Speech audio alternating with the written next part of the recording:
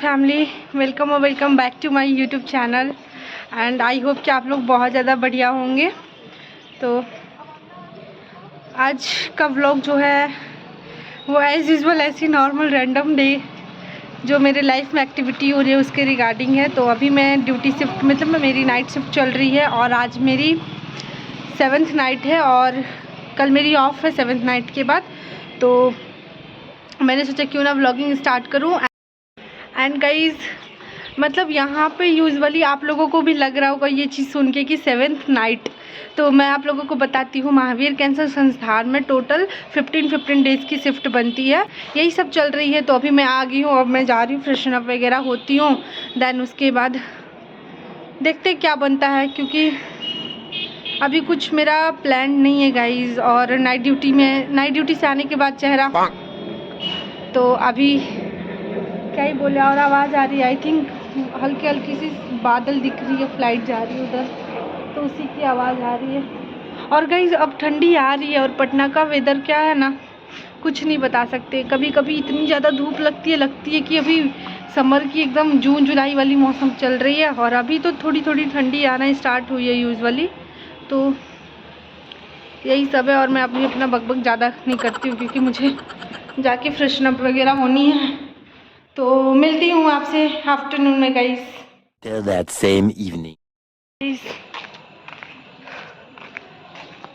मैं night duty के लिए घर से निकल गई हूँ और मैंने व्लॉगिंग करना मतलब आफ्टरनून में मैं व्लॉगिंग नहीं कर पाई थी क्योंकि मैं सो गई थी जिसकी वजह से। और अभी राइट नाउ 7:40 हो रही है, तो मुझे जाने में ऑलमोस्ट 10 या 12 मिनट्स लगेंगे। तो मैं निकल गई हूँ घर से और अब मैं जा रही हूँ night duty. So guys finally जैसे तैसे ही करते हुए मैं अपने वर्क प्लेस पे पहुँच गई। एंड लिटरली रात के समय भी हल्की हल्की कुहू जैसी और फॉग वाली चीज़ें हो रखी थी। तो मैं जल्दी से वर्क प्लेस पे गई एंड वहाँ जाके सबसे पहली काम पंचिंग करना। तो पंचिंग करके मैं जल्दी से वार्ड में गई क्योंकि ऑलमोस्ट 8 बजने वाले थे।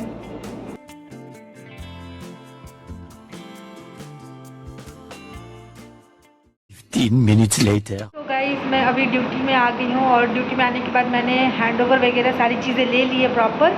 और अब जो भी फाइल वर्क है और जो भी मेडिसिन वगैरह इंडेंट करनी है वो सारी चीज़ें लगाएंगे और फाइल में अटैच करेंगे। दैन उसके बाद आज जो है नॉर्मल मतलब पेशेंट है, उतना ज़्यादा हैक्टिक वाली इन्वायरमेंट नहीं है।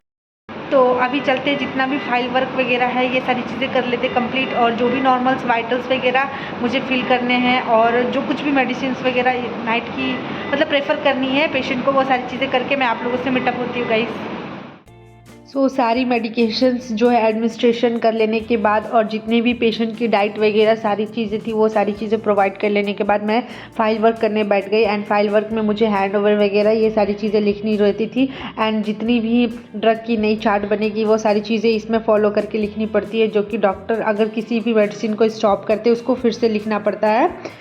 दैन उसके बाद सारी काम कंप्लीट हो गई एंड सब कुछ कंप्लीट हो जाने के बाद मैं प्रॉपर हैंड वॉश कर रही थी बिकॉज हाइजीन भी मेंटेन करनी थी और एक तरह से प्रिकॉशंस भी लेनी बहुत ज़्यादा केयरफुल होती है in hospital area.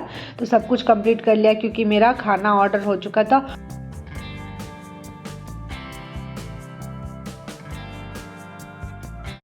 So guys finally मेरा सारा काम जो है वो कंप्लीट हो गया एंड जितनी भी मेडिकेशंस देनी थी इवनिंग की वो सारी चीज़ें मैंने पेशेंट को प्रोवाइड कर दी। और एज़ यूजुअल जैसे कि मैंने आप लोगों को बताया कि मैं खाना अपने लिए घर से नहीं लाई थी, तो मैंने अभी जोमेटो से अपने लिए पिज़्ज़ा ऑर्डर किया है।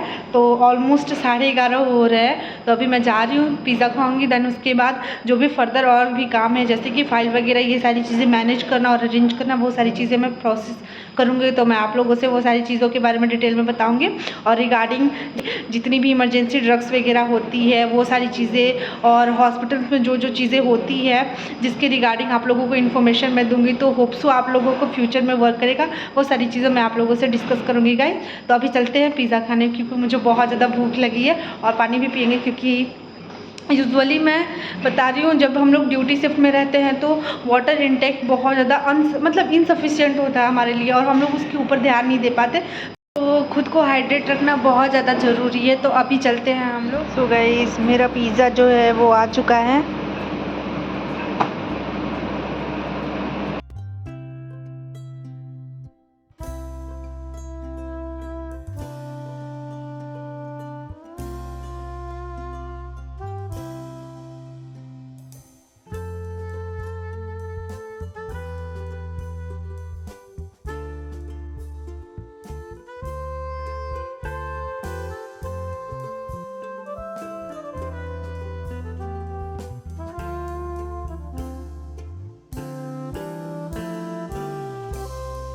o'clock midnight.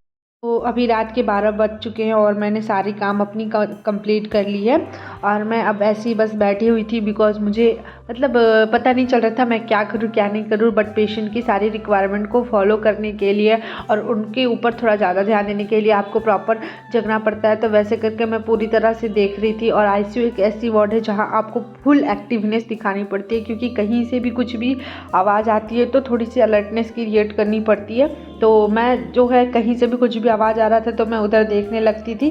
देन उसके बाद मुझे नींद भी बहुत ज़्यादा आ रही थी और फिर मतलब खुद को थोड़ा बिजी रखने के लिए ब्लूटूथ वगैरह लगा के थोड़ा सा म्यूज़िक सुन लेती थी। देन उसके बाद थोड़ा सा वीडियोज़ वगैरह स्क्रॉल कर लेती थी। क्योंकि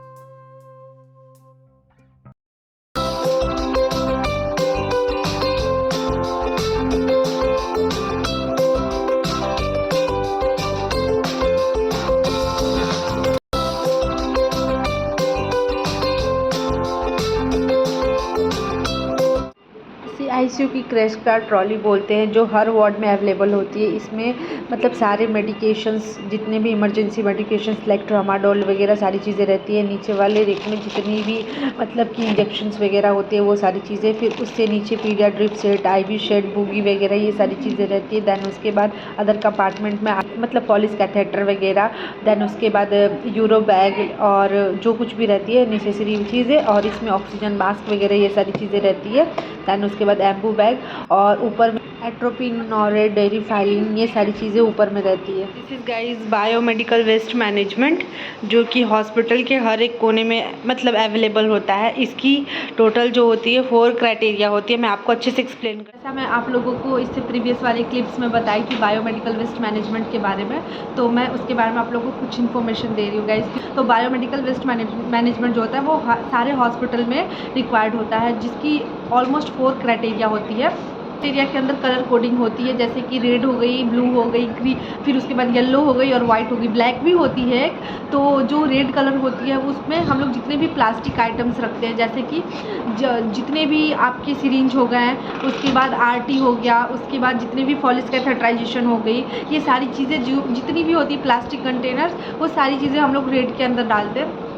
देन जो येलो कलर की होती है, येलो बीन होती है। येलो बीन के अंदर हम लोग जितने भी एनाटॉमिकल वेस्ट होते हैं जो कि सर्जरी में यूज़ होते हैं, लाइक टिश्यूज़ वगैरह हो गया, जैसे कि और फ्लूइड वगैरह हो गया, और उससे भी ज़्यादा जैसे कि ब्लड मतलब कि कॉटन स्वेब विथ ब्लड हो गया, ये सारी चीज़ें हम लोग येलो में डिस्कार्ड करते हैं।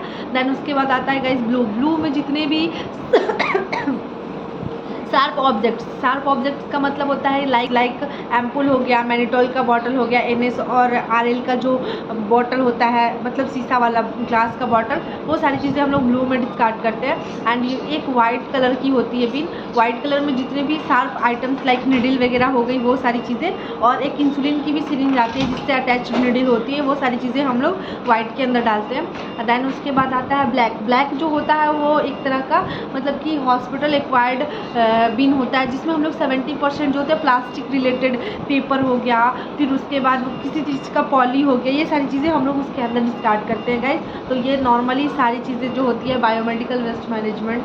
तो ये था गाइस पूरा बायोमेडिकल वेस्ट मैनेजमेंट के रिगार्डिंग। एंड अभी रात के 12 बजने वाले हैं और मैं ये सारी चीज़ें आप लोगों को बता रही हूँ बिकॉज मैं चाह रही थी कि थोड़ा मोड़ा इन्फॉर्मेशन आप लोगों को मिले। एंड आई होप कि आप लोग ये इन्फॉर्मेशन गैदर करें।